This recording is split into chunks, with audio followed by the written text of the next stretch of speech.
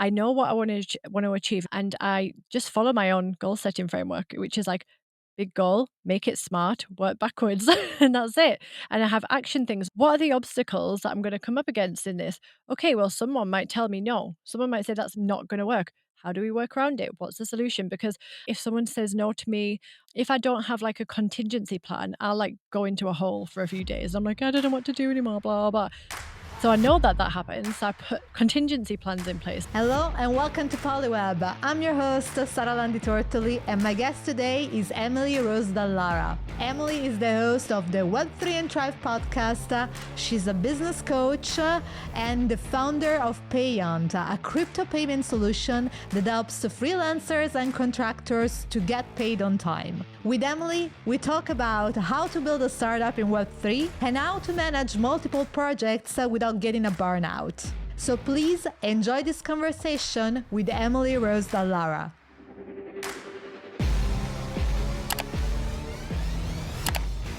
Emily, welcome to the show. Hello. Thank you for having me. How are you doing? I'm very well. And I'm very Good. happy to have you here and to have like a relaxed chit chat together. So Uh, nice. yeah, and we actually have a lot of ground to cover. But maybe a good place to start for the audience is by simply make a quick introduction and tell the audience about you.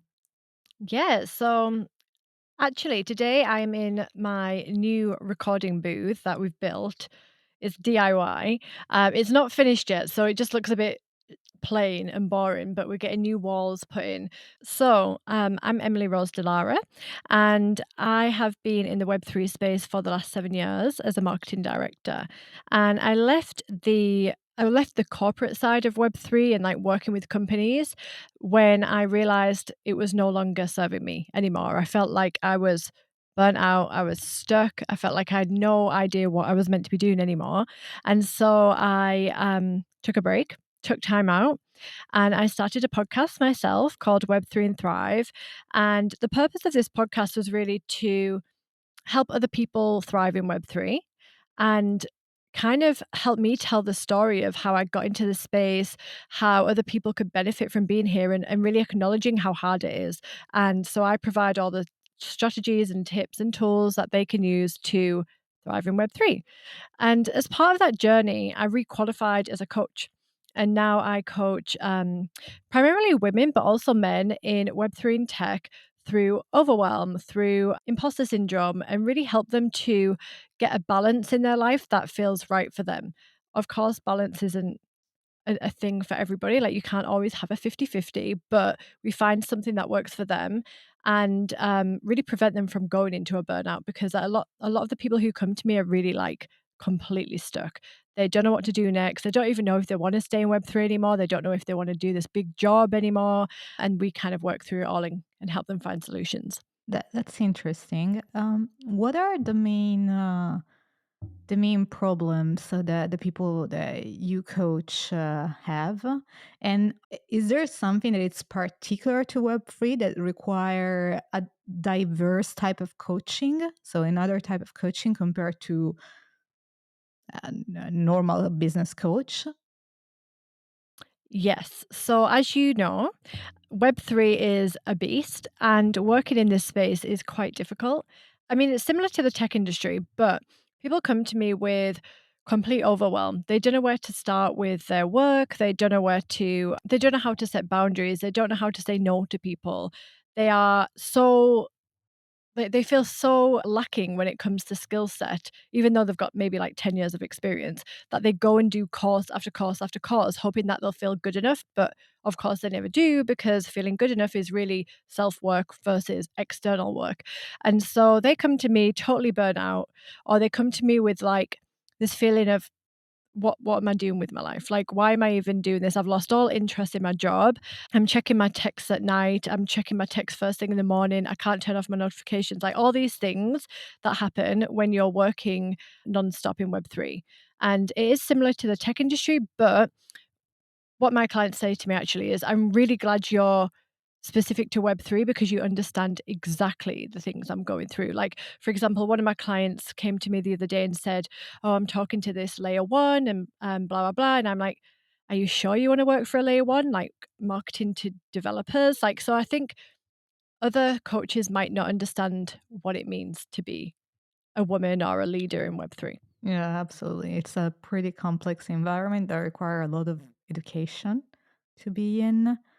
And what's your typical process when someone reach out to you and have this kind of issues? So, what I usually do is we work through a bit of a process first because we want to make sure that I'm right for them and they're right for me. And so we jump on a call and we go through what their challenges are. We understand what life looks like now, what they want to do in the future, and then we figure out, are you prepared to do the work to get to the future you? So we have a bit of a call that goes through all this. It helps them to really actually, a lot of the calls I do are I have people having like mini breakthroughs and realizing things that maybe they didn't realize. So we have a bit of a coaching session actually. And then I work through what it might look like to work with me. And then they come on board and we jump into sessions and we do every 2 weeks we do courses every 2 weeks we do sessions together. We have WhatsApp chats, we have tons of templates and tools that I provide for them. So it's really like a intense relationship. But I'm like their biggest cheerleader and their biggest devil's advocate, basically. Yeah. And it must be also quite intensive for you, especially because one thing that we have not touched upon yet, and we will delve into now that the conversation moves along, is that you're also building a startup. So Mhm. you have a Yeah, it's crazy. yeah. So you have a podcast. By the way, we will leave all the links Mhm. in the description and in the show notes for listeners if they want to follow up with you and listen to your podcast, which I highly recommend. I love it. Thank you. But as I was saying, you have a podcast and you have a coaching business and follow up very intensively and closely with your clients, and then you're also launching your own startup. If I'm not Mhm. mistaken, you are in beta right now. Yes, so we're building the wait list. So I wanted to just I kept talking about it's called Payant, by the way. So the basic foundations of Payant is that contractors will finally get paid on time. And in Web3, we have an issue with having to chase invoices constantly, especially if you're especially if you're project based. So if you're used to using Fiverr, you're used to doing task-based work and you're kind of employing freelancers to do like one thing. So Payon actually works with contractors who are doing longer contracts primarily to start with, and you're paying them in crypto.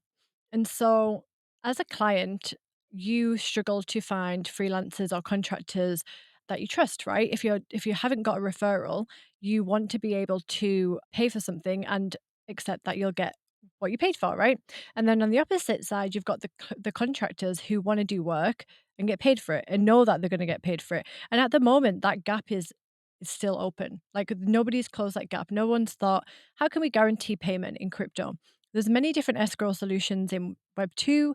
There's many different like fiat, how would you call it? Many fiat escrows that you could use, but none that incorporate crypto and none that are easy to use. So we built a solution instead. And that's because I've always struggled to get paid. I was tired, like literally, I was having to ask for upfront payment quite often, and I was scared to ask for that upfront payment in case I didn't get the contract when I was a bit younger. And then even working with the big exchanges, I didn't get paid on time. So this is something that I would have really liked back then. And I've had people since I've started talking about Payant coming to me saying, "Oh my God, I'm literally going through this right now. When is it released?" And I'm like, "Okay, I'm going to release a wait list so you guys know when it's released. Okay, we're ongoing." We covered the problem that you're trying to solve. And like my biggest curiosity whenever I talk with someone who's launching a startup or who has launched a startup is always this. It's what how did you go from idea? So from, oh, I have this problem, I need to solve this, to Mhm. actually build a solution.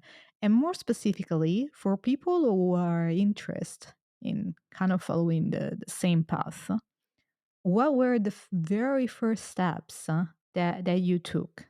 Mhm. Okay, let me have a think back. So I had this idea probably in September, which was, if you're listening to this now, it's February. So how many months is Yeah, that? it's like 6 months. 6 months? Yeah. So I had the idea and I was like, I haven't been it was because I hadn't been paid for something, right? I was like, "God's sake, like, I wish that there was a solution for this." I looked everywhere for a solution. I looked at escrow.com, I looked at smart links, I looked at, to be honest, there's not that many options, by the way. I looked at Claros and I was like, none of these suit what I need. Like, it's not easy to use. And I'm obsessed and like, I'm a product marketer at heart. Like, you'll resonate with this. UX is everything. And so I need to understand how to get from A to B in like 10 seconds. I don't want to have to go and search for the answer. So I was talking to a few people about this and I was back and forth and I was like, you know what, I'm just going to sit down and write down the idea. How does this look like? How would it be paid? And there was many dog walks that I was on with Antoine, my fiance, and we were like, how could this work? Like he's in crypto, he understands how everything works. He's very technical. And he was like, well, you'd need to do like the first thing we needed to understand was, do I need a Solidity developer and what should I build on? So I talked to loads of people and everyone said, yeah, maybe you should consider Polygon, maybe you should consider different chains. I was like, there must be a better solution than this, right? I don't want to have to just build like I want to be chain agnostic. I want to be able to make this very simple. And also I have no funds to hire a Solidity developer who's like 150K a year.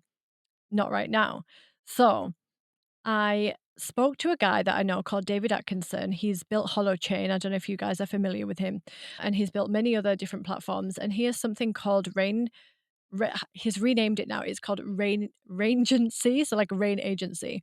They're a protocol. They've written their own language, and they create basically not necessarily plug and play smart contracts, but smart contracts that are like easy to maneuver.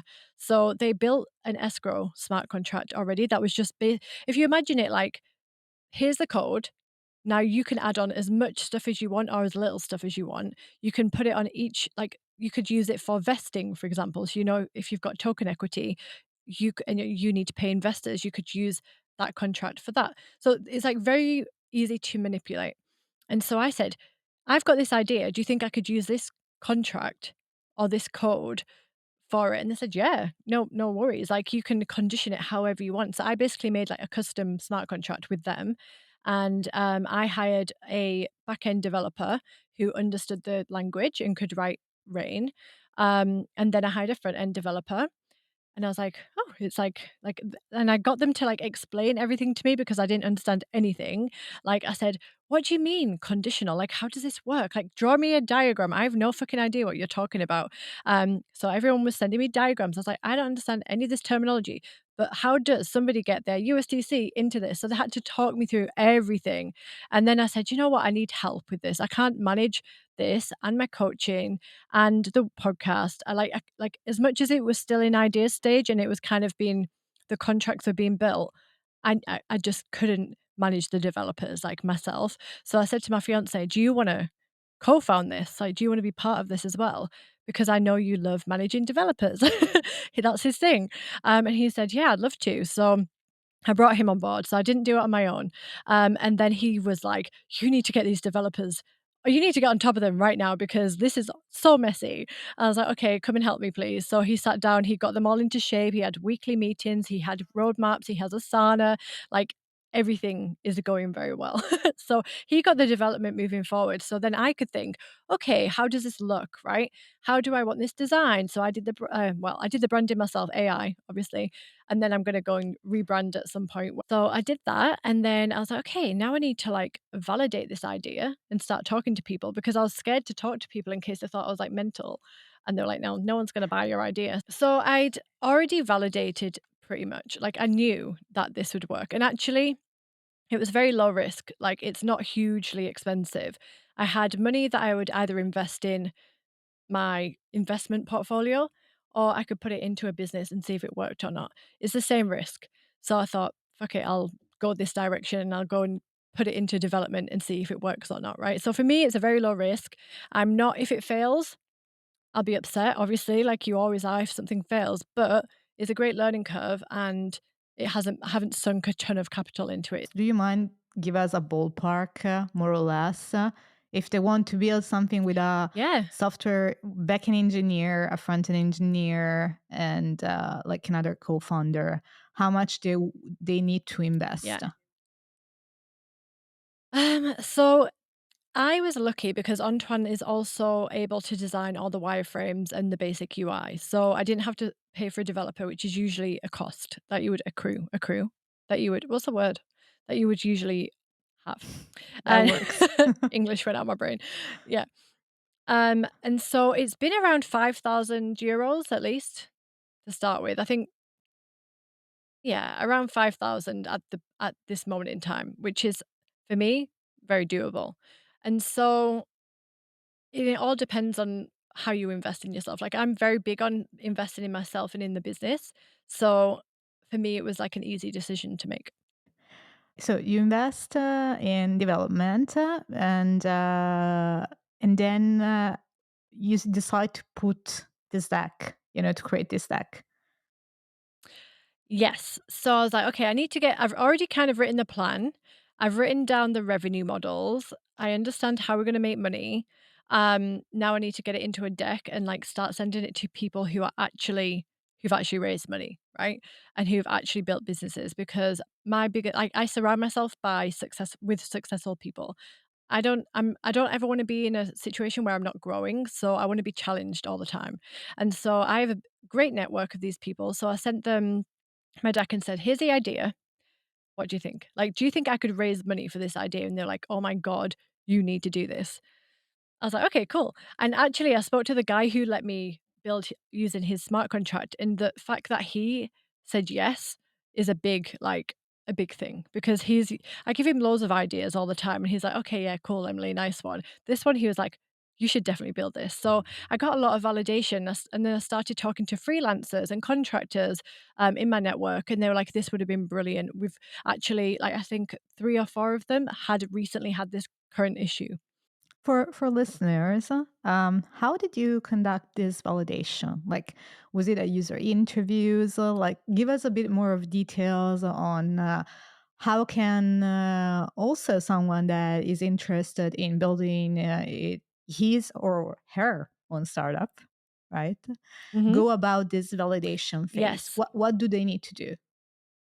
So I actually didn't run validation the way I usually do it, but the way to do it is, and this is how for the coaching business, Okay. I do it properly. For the Payant, I didn't do it. I just went full in. Um, but what I usually do is set up market research calls with people, and I'll run them through the idea, especially people who I know may or may not. Usually, they're more likely to have gone through this problem already, and I walk them through it, and it gives me the opportunity to understand the questions that they might ask. And so I did have a few of these calls at the start, and it helped me understand that I'll need dispute resolution. I hadn't thought of that to start with. They're like, "Well, what if people don't upload the deliverables and then that money's locked there? What happens?" I was like, "Yes, this is a great point. Okay, I need to make sure that's covered." And then other people have asked me, like, "Well, what about the cost of the smart contracts and the gas fees?" Okay, yeah, I need to think about that. So we're not going to be on Ethereum, but we want to make sure people can make the decision if they wanna use, USDC ETH. So we're gonna give them multiple stablecoin options. So all this would not have been possible if I hadn't talked to people first in my circle and, like, had them ask me the questions that I hadn't thought of. So that's an advice for everyone, please, before you start, run Mhm, a modicum of user research and user interviews. But mhm. uh, let's go to the coaching calls. Like, which type of question, as Yes. a founder in need of validating an idea, you should ask? So the number one question I ask is, "What's your current challenge?" in regards to and whatever your product is. So, for example, for Payon, I would say, "What's your current struggle when it comes to being a contractor? what are you currently dealing with right now? What's the hard part of being a contractor? And usually they'll say stuff like, well, getting paid on time, not knowing when the next paycheck is, and having to go and get clients, right? That's the top three problems. And so you're like, okay, so tell me a bit more about that. And you go through, like, you go into coaching mode, you go through the problem, and you're like, okay, so what does a world look like without that problem? Okay. What do you do? What does life look like? Well, I'm getting paid on time. I don't have to worry about the next paycheck. I'm not having to move money around. Okay. So what, like, off the top of your head, what one of those things would you like to deal with? What would be the biggest relief? And a lot of the time it's people saying getting paid on time, because then I don't have to move money, then I don't have to worry about getting paid. Okay, cool. So here's my idea.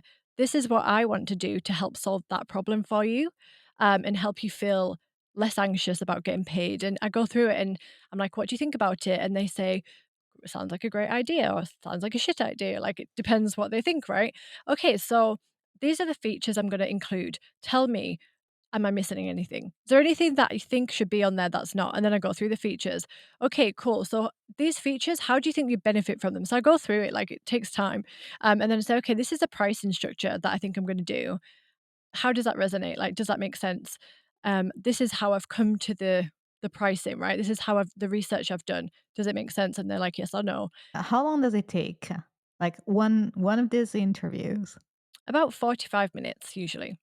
45 minutes to an hour maximum. Okay. And any particular tips for listeners on how do you outreach those people and convince them to participate? Because that's often the case. Like, do you call the email? Were they in your network?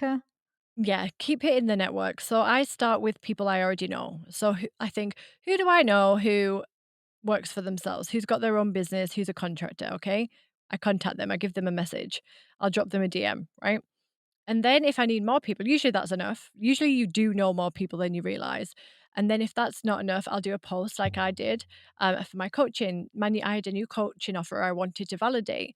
And so I put a post up there and I tagged a few people, knowing that those few people might share it. And so you can try all the soft tactics to start off with. And to be honest, you only need 5 to 10 people really to validate your idea. Yeah, I agree with you. Usually, when I used to run like user research and user interviews, I usually took 8 to 10 people, Yeah, and exactly. more than that, you will start seeing like similarities and not get anything that was not already being said usually. Exactly. And Exactly. Like, it's enough to see trends. yeah, and that's what you need to spot. Yeah. And I also love the way you ask question, because contrary to what I see, a lot of funders or people that are not used to conduct user research do, you didn't ask yes or no type of questions, Oh, but yeah. you asked like for them to really open up and tell you a story. So like they were Yes. open-ended question. I think this is super important because you're not looking to for them to just validate your idea and your ego with it. Exactly. You're really asking them. You're really interested in what they have to say. Let's put it like this. Yeah, exactly, and that's definitely, like, I mean, I was a marketer for many years, so I'm used to do these kind of, like, interviews, but it's definitely the coach in me who's like, I to be honest, is I like to talk to people, I like to understand them, I like to help them through their challenges, right? So it's just I just use those skills and apply it to a product feedback call or a product validation call. Yeah, I think this is super valuable and a great example to follow for people who are in a similar situation. And now, what happens after you run these discoveries? Like, how did you incorporate the feedback that you got from these user interviews back into the product? So what I do is I take note of all the things that come up and I, like, circle through them. To be honest, I did around 8 actually. 8 calls and multiple other conversations, and the thing that kept coming up was the dispute resolution. Was like, how do we mediate if something goes wrong? And so that was my biggest problem to solve. And then the second biggest problem was, how do we get our clients to pay us if they only pay in fiat? I was like, okay, now we need to bring that idea to the table. So to be honest, that was always what I wanted to do, but I hadn't clearly thought it through yet. So the dispute resolution is number one, and that's being worked on right now. And I brought that to the table with Antoine first. I said, okay, I've had these calls. The takeaways is we need to figure this shit out, right? We need to understand how to do it because no one's doing it well. And we can go down the very decentralized route, or we can go down the AI tool with like internal mediation, and then it can go to like a final sounding board. It's and the way we implemented it was it's not implemented yet, but I wrote down in my Asana, this is the goal, this is the steps I need to take to get there. So number one was talking to mediation services. So there's quite a few, but there's very few who understand Web3 and their users. So I found an amazing team of people in Paris, and they're French, and they're part of the French Blockchain Foundation, I think it's called. And they're very interested in building us a pilot, like a custom thing that we can use just for Payant. And so I think we're Amazing. gonna go down that route. Yeah, it would be fun. But that's not come to fruition yet because we're like in the early stages. And so we just go step by step. And for me, I'm used to having lots of stuff happening at once. So I have to be very clear with the next steps of things. So okay, I've got an idea. Great. How are we gonna get there? And I'll work backwards. So it's how I apply my coaching foundation, like the goal setting foundations. You know that it has a name, these ways of working. Like Tell me. in product management, we call this working backwards. So Okay. basically, you start with the end in mind, and Hmm. then you literally walk your way back. So that's why it's Yep. called working backwards. And it It's the was only way. yeah, it was invented by Amazon. Well, invented. Uh, It comes from Amazon. Amazon took a framework and made it their own framework. Exactly. And then everyone started to copy it, basically. Yeah. Well, it's the basis of coaching. Like, you learn how to set goals, like big goals and visions, and you understand then how to break it down so it's manageable, and then that helps you understand what habits you need to create or unlearn. It helps you understand how to set routines, so it you could apply it to everything, I think. How much is being a coach helping you in building a product? So definitely the organizational and prioritization skills. So we have an Antoine's extremely very focused. So I don't have to do much with him. He's fine, he's sorted. But for my own management and like not to go down a rabbit hole, like I have to be following my own goal setting framework. So everybody has their own take on it. I have my own way of doing it. And it's like I know what I want to achieve. And I want 10,000 new users on Payant by the end of 2023. That's my big stretch goal, maybe, but it's a big goal.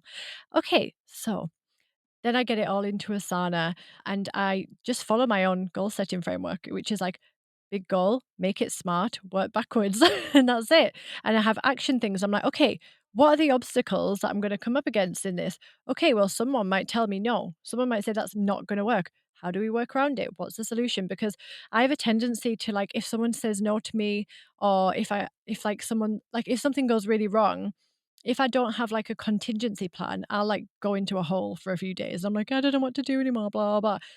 So I know that that happens, so I put contingency plans in place. So it's the same as, like, if you wanna go to the gym and then you don't go to the gym one day and then you're like, "Fucking, I hate my life, blah, blah, blah." You put a contingency plan in place. "Okay, if I don't go to the gym, then I'm gonna go for a walk," right? And what was your contingency plan, like in this case? Because it happens all the time when you're a Oh, yeah. founder or you're building something that someone says no to you, or like, no, your idea will Mhm. never work. It's even worse, I right? I find someone who will make it happen for me instead.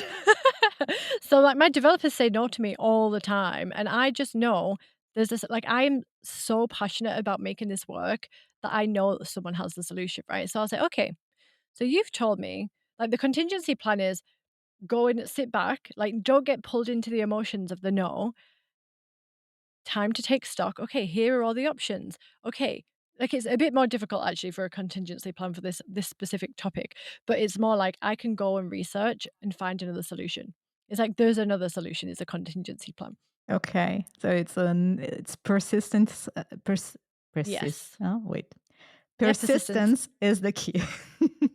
Yeah, in this particular example, yeah.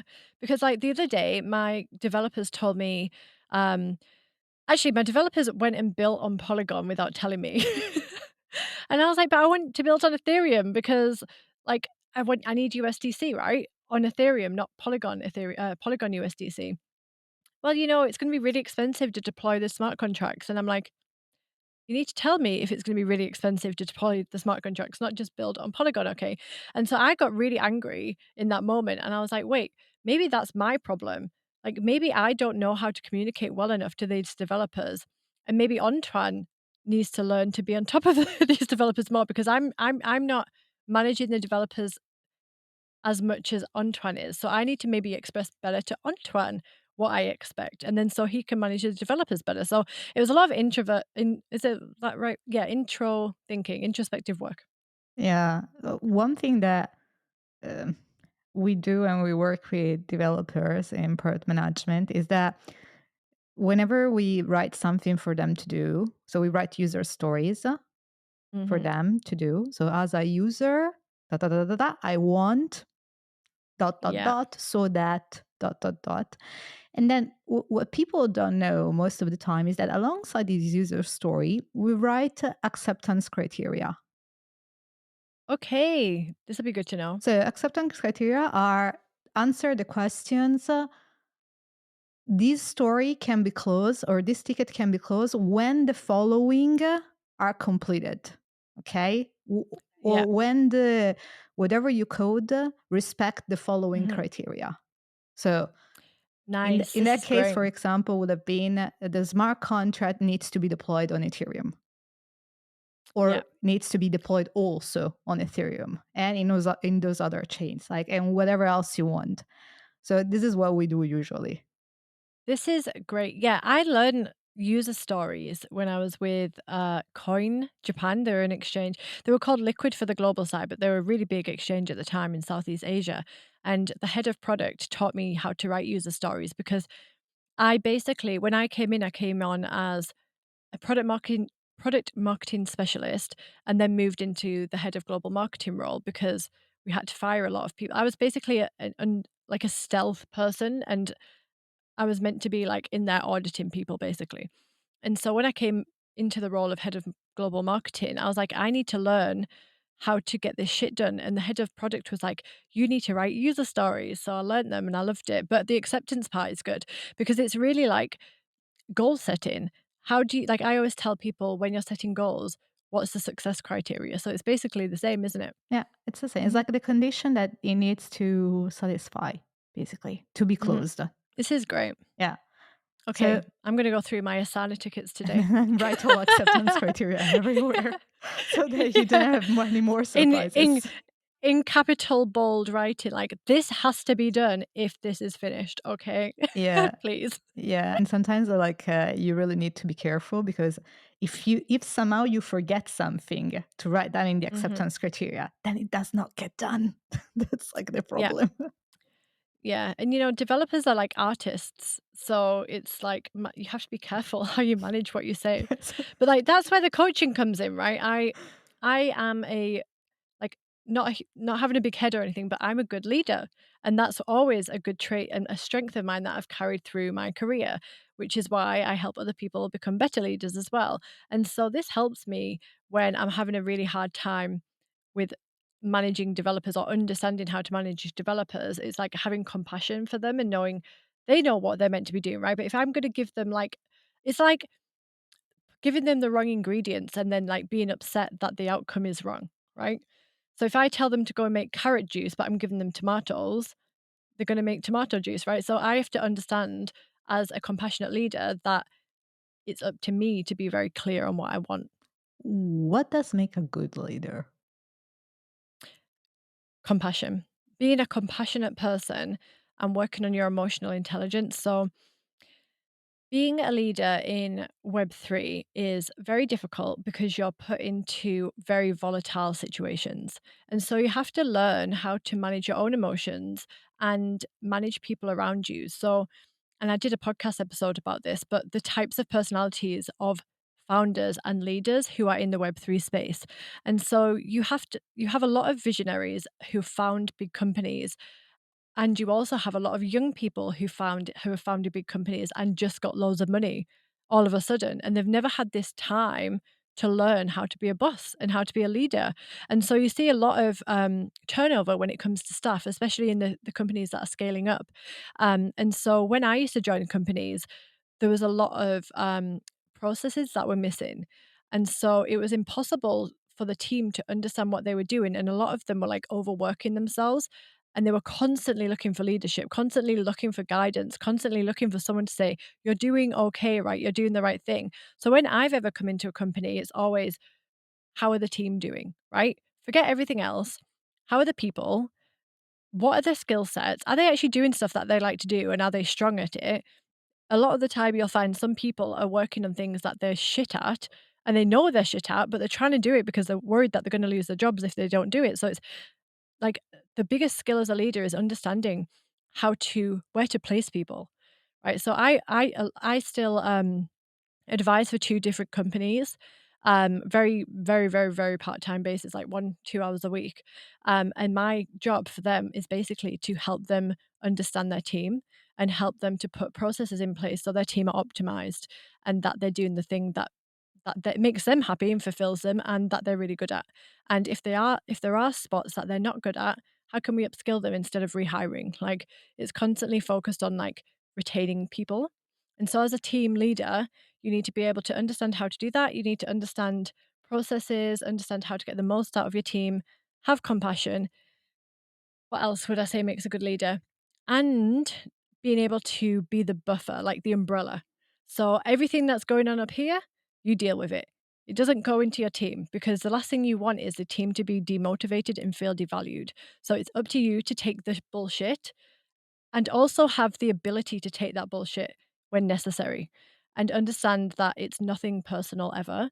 It's all to do with the people who are running the company. And it's up to you to manage whatever they're saying and then reformat it to the team in a nice way. It's absolutely true. Like I think you are spot on, really. And it's interesting because I saw it also when I was managing my team. Um, I saw reflected in my team both my strengths and my weaknesses. And then all of the time, it Interesting. became like a question of how do I shield them from my weaknesses, right? Because Mhm. if I constantly pushing myself, and not taking breaks, etc., this is the kind of example that I set for them. Exactly. And then they're also stressed, and as a consequence, we don't achieve as much as we could if we had another mindset. Exactly. So it was a constant work on myself as well, I will say. Yeah. But that's amazing that you had that full awareness of what your weaknesses were because a lot of people don't realize what's happening until it's too late. How do you prioritize what needs to be built?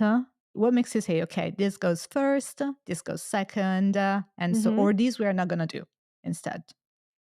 Okay. So I base it on MVP model, I the else. assume that most listeners will be familiar with the term MVP, but maybe we could play it out if someone is listening who's not familiar with the term. Yeah. Yeah. So minimal viable product means getting the functionality out that means your users can actually use the product. It doesn't have to be beautiful, it just has to be functional. And it has to be a seat like for me, I mean, it means lots of different things, but it's getting the basic product out so you can start testing it and tweaking it and getting product market fit. That's what an MVP is. What's your definition of it?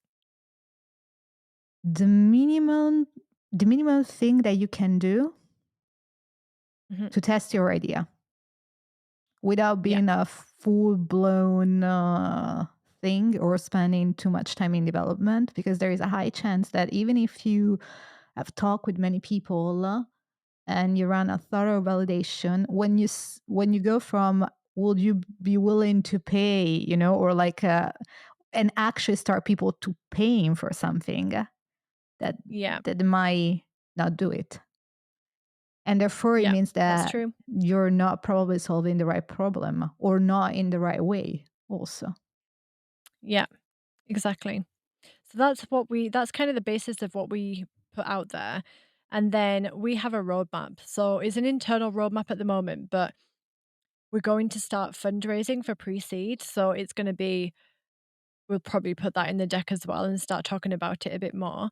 But the next step would be the dispute resolution, okay? Because I think that's based on the feedback from other people, that's the most important thing that needs to be sorted before anything else. And then it would be fiat integration. And that's how we move on. So it's like I base it based on the urgency from the feedback of other people. And talking about fundraising, so this is something new. Mhm. How would you advise first time founders that have no experience in fundraising to think about it and go about it? Well, it's also I'm the first time fundraiser too, so I can share my experience as being completely newbie. So, step 1 is understanding that you're not gonna go and raise millions of dollars, right? So, you can't go and apply to everything and be like, "I need $2,000,000." No, but it doesn't work like that. So, the first step is asking for help from other people. So, speak to people who have already successfully gone through not a seed, not a Series A, but a pre-seed. Right? So don't ask people who've been through a seed or a Series A because they have different experiences and expectations from the investors. You need to go and round up a group of people who know how to pre-seed fundraise. That's what I've done so far. And then the second step is putting together a plan to learn how to fundraise. So my plan is from the middle of March, I'm going to be sitting down for a full actually we might do this sooner, for a full weekend and consuming everything we need to learn. So understanding how to handle objections, understanding the financial slides we need, putting together the full business model so we can explain it like off the top of our heads, right? And we can answer all the questions that are thrown at us. It's putting aside that time to learn because it's a new skill. Like I was stressed about it. Not stressed, but I was like, I don't know how to fundraise. How are we ever going to get funds? And I was like, okay, do it how you always do everything, put together a plan. And so that's how we're going to do it because it is like I realized in that it's not you're not expected to know how to do it. It's like a new thing you need to learn. Yeah, absolutely. And how do you isolate the right people that can be a match for your product? That's something that I'm currently working on. So investors is just getting yourself in front of the right people, and I wanna be and on a personal level, I want to be investing with people who understand the mission, they understand why we're doing it, maybe they've been through something similar, so they get it, and that they really wanna help, someone build a product with purpose. I don't want them to just be the NFT and the metaverse investors of our industry. And also, I'll be looking for outside capital, so outside of Web3. It's not just going to be Web3 money because this is going to help Web2 people actually hire people in Web3. So it's also a solution for them. Have you considered like going the route of releasing like an NFT that's somehow related to the product? No. I'm like, let's keep it simple. And the reason is I feel quite strongly about this. I see people releasing NFTs and token equity like for no reason, just for fundraising. And so I don't think I want to do anything. Like my values are I want to solve a problem and I want to do that in the most fair way possible and the most affordable way possible. So I feel like it's so difficult as someone who's uh if I was putting together a token myself, for example, like if I had a token launch and I was pre-selling to investors this token, I wouldn't feel that that's a fair deal because I can't guarantee that they're gonna get their money's worth, whereas if I get actual funds, I have a group of people around me who are gonna help me get to where I want to be, um, and I just think there's a bit of a flaw when it comes to the way people fundraise in Web3 through NFTs and IDOs and stuff. And what's that? I just think that there's a lot of scams. It's got a really bad reputation. I've worked with companies who've got their own token. I've done IDOs, I've done IEOs. I was in the ICO era back in 2017, 2016. And I just think it's not it's there's what I'm trying to say is when you do something like that, it becomes about the token price or the NFT price. It moves you away from the users and who's actually using the product, and I think you get so much pressure from investors that you can't make the right decisions. That's why I would never do it.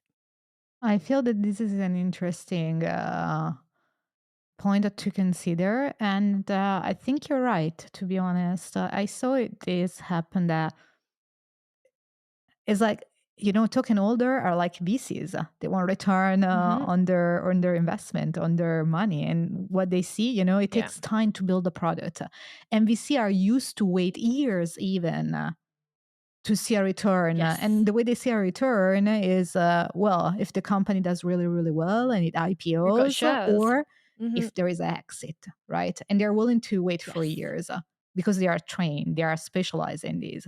I'm not Hmm. sure token holders that can be, me or like any other normal Exactly. people are willing to wait for that much. And it's a lot of risk on the project side because you're putting all these tokens out. You're diluting your token, what's the word I'm thinking of? Token equity, right? You're giving away a lot, and you're giving away basically the guardrails to your brand. So anybody can say anything shit about you and your brand will be destroyed, and people will start selling the tokens, which will then crash the price, which will then crash your reserves, and then your team are at risk. So I just think there's just way too much risk, and there's so many people who've done it for a quick buck. They've just like I know so many funds that used to snap up projects and put them through IDO just to get the capital. And I've been offered tons of token equity.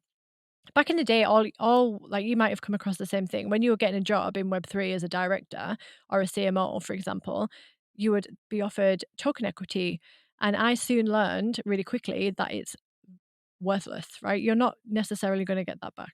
I'd rather get hard cash and equity in the business. Stock options are a bit more viable, like, it's actually something that might happen because your efforts and your work go into making the business a success, right? So what you do has an output, whereas what you do doesn't impact the token price. There's absolutely no way to correlate that. Interesting. Huh. Okay. Yeah. Let's talk about, I think, the area that you're most expert on because it's launching the product, right? Mhm. So, w- what's a good strategy for launching and for releasing a product that you're building in Web3? I think it's I think it really depends on what the product is, but if you wanna know about Payant's launch Yeah. strategy, I already have it in my head. I'm not ready to launch it properly yet because we're going to so we have a waitlist. Step 1 was waitlist because waitlist helps me understand if more people wanna use the product, right? It's another validation tool. How many sign-ups did you? We have over 150 now. Wow. Yeah. Congratulations. Thank you. That was Antoine's idea actually, the waitlist, because he's just built another one for his other company, and it worked really well. Um, so waitlist is step 1, helping those people go through the process of testing the product on a not a one-to-one basis, but on like a personal basis. So I'm gonna get everybody on a call, and we're all gonna walk through it together, like properly testing the product. I'm gonna help them with any troubleshooting questions. I'm gonna also use that opportunity to pick up on all the FAQs that I need to create and all the user guides that I need to create. So it's gonna be like one big test. That's like step 1 of the GTM, go to market. And so the next step is going to be building out my referral program because that's my growth tool. I've worked with loads of referral programs, I've built loads for the exchanges, and that's the one thing that's helped me to grow product really quickly and get quality users versus like shit users who are just looking for a bonus or something. So that's the next thing I'll build. And then I'm going to be going down the affiliate route. So we're doing it differently. Like I'm not going to be doing the whole all the Web3 marketing strategies that people might expect. And then I'm gonna be doing affiliate marketing, and we've got lots of partners already lined up. On top of that, I'm gonna be building a very nice nurture series funnel. So, I don't know if you're familiar with that. It's basically like, getting people onto webinars, and we're gonna be going old school marketing, and it works really Mm. well. So you'll organize some webinars regarding getting paid Mhm. in Web3, I imagine. Yeah. And while you get So we're good. people educated, you will also is that what is? Yeah, basically. So we're gonna be, just not necessarily educating them, just showing them the product, saying, "You've got this problem, you've told me about it already, you've got this problem. This is how we could solve it. Are you interested?" I'm not a salesperson, I'm just, like, there to inform people, and help them access something that might solve their problem. Fantastic. Do you have a timeline? Like, what's a reasonable timeline for you? Mm, so to do all the marketing I wanna do, it's gonna be I'll need funding. So we're going to start the fundraising process in the middle of March. So however long that takes, like apparently it could take 3 to 6 months, so it might take longer, but I'm going to be starting, regardless of that, we're going to be working away at things. So first of all, I'm going to be doing the testing process, and then I'm going to be doing a soft launch. And I'm going to help those people. And like these people are going to be basically be like my founding members of the product, and they're going to get a lot of benefits. Um, and they're going to get preferential referral rates, for example. Um, that's going to be step one. And then step two is, what can we do next without any funds? Okay, we can build up the social presence. We can do email marketing. We can partner with people. I'm going to be going and doing events and talks around different areas. Like it's going to be like an all channel solution, but on a low budget to start with. That sounds great. It sounds like a Mhm. lot of work. And I, Yeah. as a last question, actually, I would like to ask, how do you balance everything? Because, as I said, Hmm. podcast business, coaching, and now building a startup, and you are in a phase in which you really have to be present because these, I mean, I don't think that raising capital and the marketing strategy you will outsource. I think that you'll Mm-mm. keep this one. So, how do you plan to balance all these elements? Oh, did I leave something out, No. or there is more? Because I wouldn't be surprised. No. I'll throw in another thing. I also am an advisor for multiple companies, Okay, and sorry. that takes up that takes up a few hours a week. But the way I manage it is I have a lot of help. So all the revenue I bring in goes towards other people helping me to grow the business, and without that, I would be a few steps behind where I am now. So I have a podcast editor. I have Antoine managing the developers for me. I would be screwed without him helping me because I hadn't prior to this, I didn't know how to manage any developers. I didn't know what questions to ask. So he's helped me a lot. He also builds my website for me for coaching and the podcast and Payant. So he did all the website design and stuff. What else do I have? I have a coach who helps me through hard days, and she gets me out of sticky like mindset situations and stuff. I have a health coach because my health is number one priority over everything else. So she keeps me on track. And so the only reason I have all this energy is because I eat like, I don't know, like I'm a king or something, a queen. And I eat organic. I have juices every day. I have like every single gadget you can ever think of in my life. Like I have every tool for the kitchen you could think of. My house is a smart house, so everything's like, "Alexa or Google Home, turn it off." So I make everything easy for my life every day. What else do I have? I've got 2 developers, so they do all that work for me. Like, I don't have to think about what if I need to hire anybody else. Um, who else do I ha Oh, I just hired a social media manager as well, and a VA. So, I have a lot of people helping me, otherwise I would not be where I am right now. I would not be able to manage everything. That's fantastic, but you have to manage those people somehow. Yes, and that's what takes time. Walk me through one of your typical day and how do you manage all these helps that you get because it still needs coordination.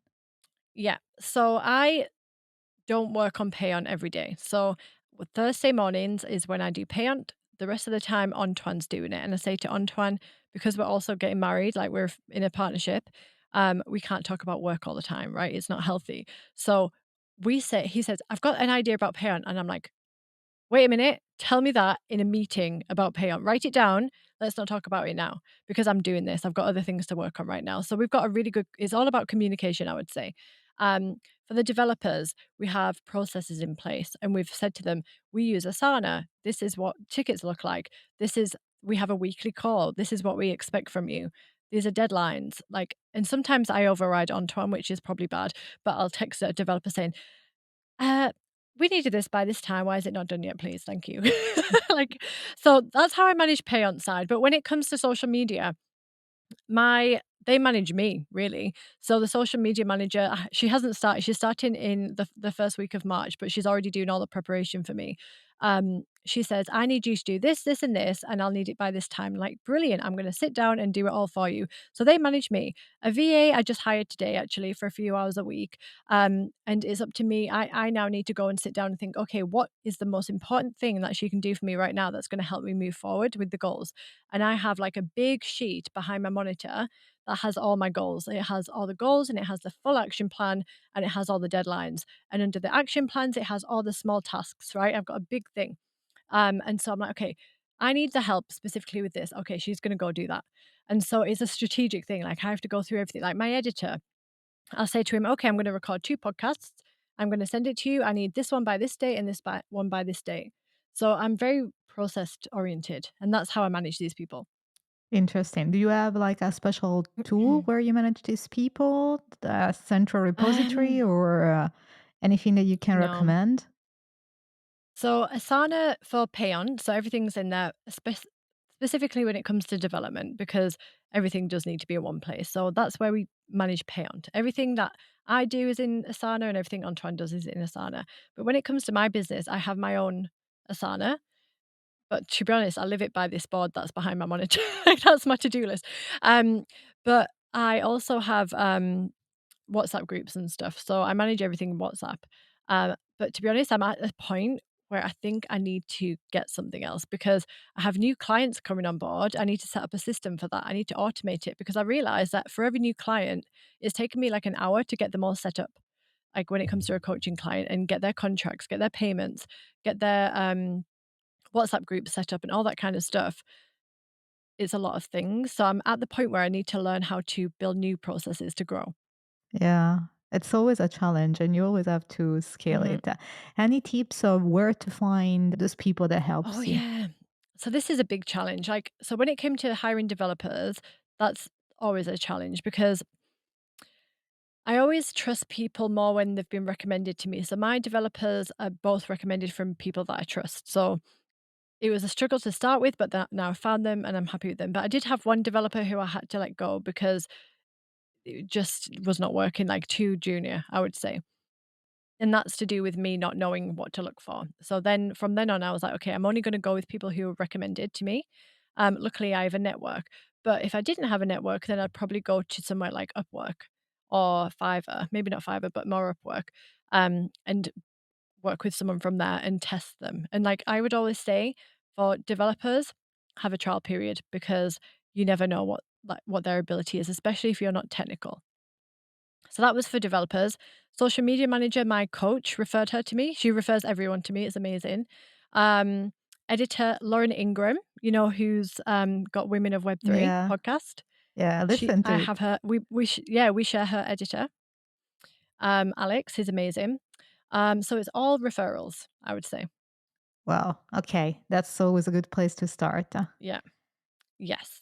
Ask people. Yeah, Emily, we are I think at the end of the interview. I Yay. loved having you on the show and I would love to have you back maybe when you're about to launch and then we can do maybe a part 2 and you can tell us all Yes. about fundraising and actually launching the product and the early stage of adoptions.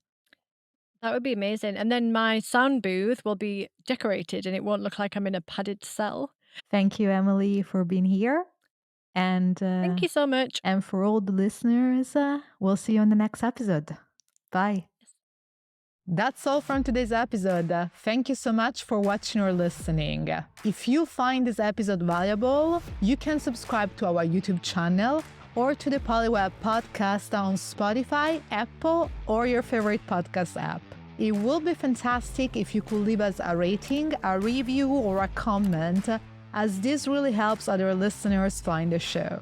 All the resources mentioned in this episode will be linked in the description and in the show notes. See you on the next episode. And if you cannot wait until next week, you can watch this episode right here that relates to some of the things that we talk about in this episode. Bye.